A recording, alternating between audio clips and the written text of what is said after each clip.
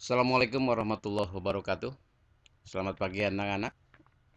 Kali ini Bapak akan menyampaikan dengan materi dinamika nilai-nilai Pancasila sesuai dengan perkembangan zaman. Nah, sebelum lebih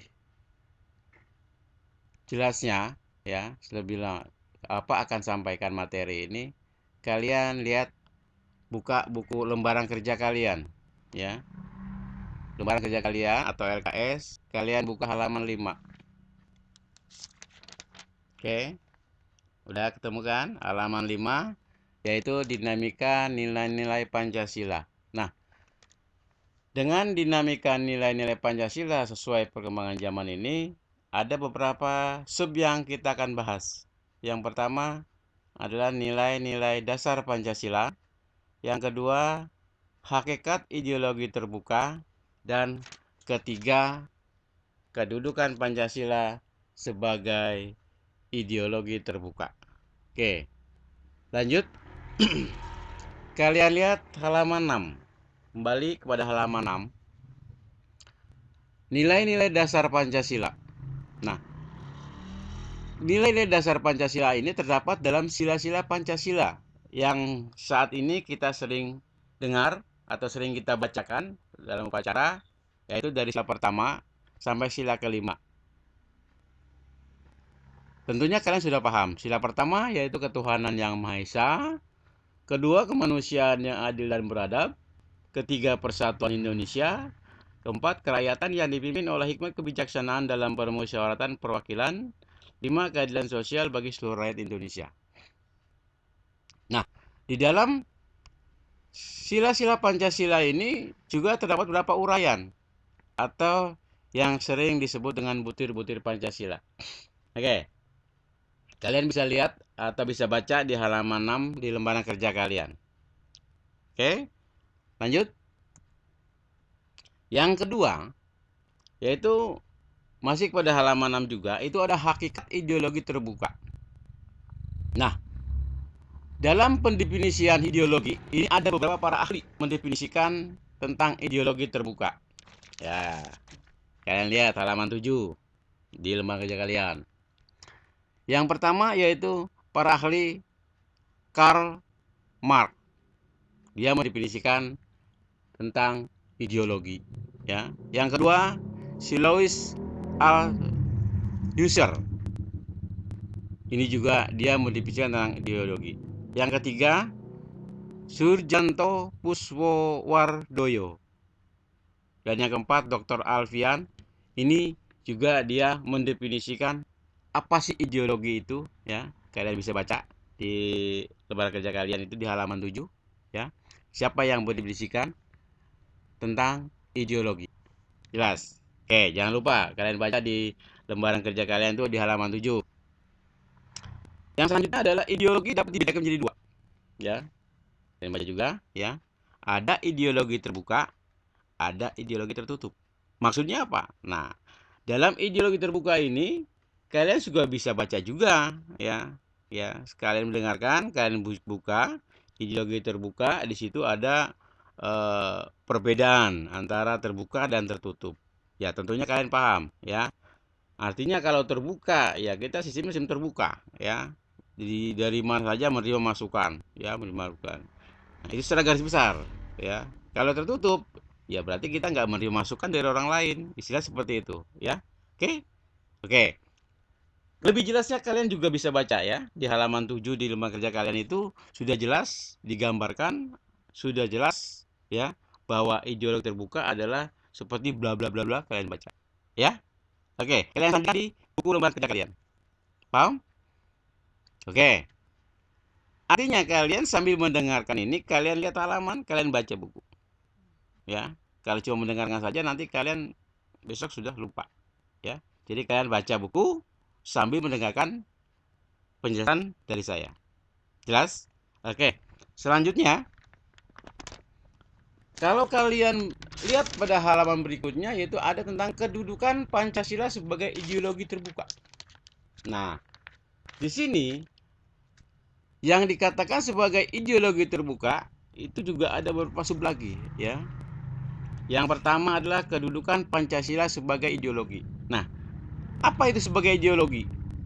Ya, yang pertama tentu sebagai ideologi adalah sebagai dasar negara. Ini ya, Pancasila sebagai dasar negara. Itu sebagai ideologi ya. Yang kedua juga sebagai pandangan hidup bangsa Indonesia. Ya, kita mengacu kepada pandangan hidup bangsa Indonesia. Ya, bisa kalian lihat pada halaman 8. Ya, halaman 8 dan 9. Ya. Sebagai ideologi apa lagi? Yaitu sebagai ideologi negara Pancasila sebagai apa? Sebagai negara tujuan sesuai dengan bidang pemerintahan. Nah, jadi pemerintahan mengacu kepada ideologi Pancasila. Ya. Aparatur negara semua mengacu berpatokan kepada Pancasila agar tidak menyimpang, kan gitu. Ya, oke. Berarti yang kedua atau yang B yaitu perwujudan Pancasila sebagai ideologi terbuka.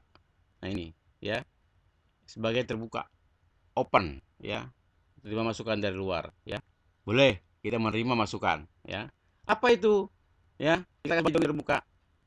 Menyelesaikan persoalan yang dihadapi oleh bangsa Indonesia sebagai nilai dasar ya.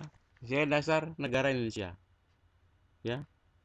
Sebagai nilai instrumental ya, dan sebagai nilai praktis. Nah, ini kalian baca juga ya, ada di halaman 9 di ruang kerja kalian. Agar lebih jelasnya ya. Karena kalau saya jelaskan semua secara ini ya mungkin bisa 1 jam penuh full, bisa paket kalian habis kan gitu ya. Ini secara garis besar saja saya sampaikan, untuk membacanya kalian bisa di beban kerja kalian. Terus selanjutnya itu ada yang namanya dimensi struktur Pancasila sebagai ideologi juga. Dimensi struktur. Nah, ya. Ada berapa dimensi struktur itu? Ya, kalau lihat kalian di halaman 9 itu ada yang namanya dimensi idealis, dimensi normatif, dan dimensi realitas. Ya, ini juga kalian tetap dibaca ya. Jangan lupa, karena kalau tidak membaca kalian juga akan kurang ya penyampaiannya. Ya, oke. Yang ketiga yaitu gagasan Pancasila sebagai ideologi terbuka. Gagasan. Ya, di sini juga saya sudah ada jelaskan ya. Artinya kalau saya jelaskan ini ya kalian juga patokan dengan di buku kalian atau ya paling tidak di lembar kerja kalian ya, LKS kalian.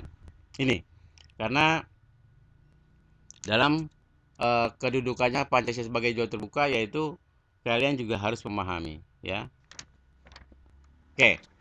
Kalau seperti ini ya, dengan secara singkat ini kalian bisa perbanyak lagi ya, membaca buku di rumah ya. Cari materi-materi misalkan yang ada di Google, tapi yang sesuai dengan materi yang Bapak sampaikan. Jelas ya? Oke, kalau jelas mungkin Bapak nggak banyak menyampaikan materi ya. Ini ada tugas yang harus kalian selesaikan ya, kalian jawab. Jangan kalian menumpuk-numpuk tugas. Hari ini dapat tugas, selesaikan, kirim melalui WA, fisiknya nanti minggu depan. Nggak apa-apa ya. Yang penting hari ini kalian kerjakan tugas-tugas yang diberikan oleh para guru ya. Karena kalian tetap belajar di rumah. Ini tugas yang pertama, bagaimana sejarah Pancasila sebagai dasar negara. Nah, ini kalian jelaskan ya. Sejarah Pancasila ini bagaimana sampai-sampai dijadikan sebagai dasar negara.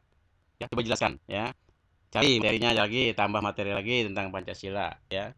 Jadi sekali lagi saya sampaikan bagaimana sejarah Pancasila ya dijadikan sebagai dasar negara ya. Ada di buku, ada di Google, kamu cari silakan. Perkaya ilmu kalian boleh di buku, boleh di Google ya. Dan yang kedua, ini cukup jelas ya. Jelaskan butir-butir Pancasila yang terkandung dalam sila-sila Pancasila ya. Jadi butir-butir itu ada 5 Pancasila, itu ada butir-butirnya. Ya. Butir Pancasila pertama, Ketuhanan Maha Esa, apa saja. Butir yang kedua ya, dalam Pancasila itu apa saja ya, seperti kemanusiaan yang adil beradab, itu apa saja butir-butirnya. Jelas ya? Nah, yang ketiga, persatuan Indonesia, butir-butirnya apa saja. Ini sudah jelas. Tentunya kalian sudah pernah belajar ya, waktu di kelas 7 maupun kelas 8 juga belajar ya. Cari ya. Jelas ya? Oke. Nanti jawabannya ya kalian tulis kertas lembar. Kertas lembar kamu tulis, hasil kerjanya kamu foto, kirim melalui WA, fisiknya kumpulkan minggu depan. Jelas? Oke.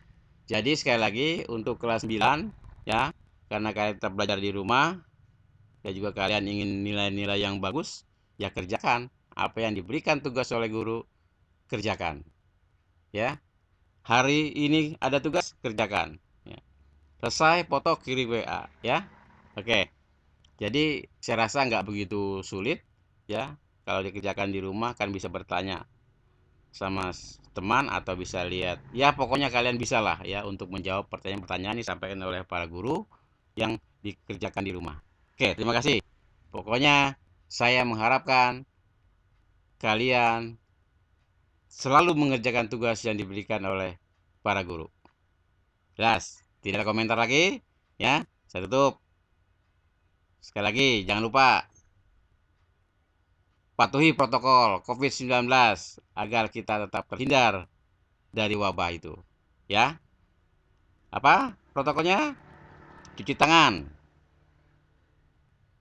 keluar pakai masker, jaga jarak.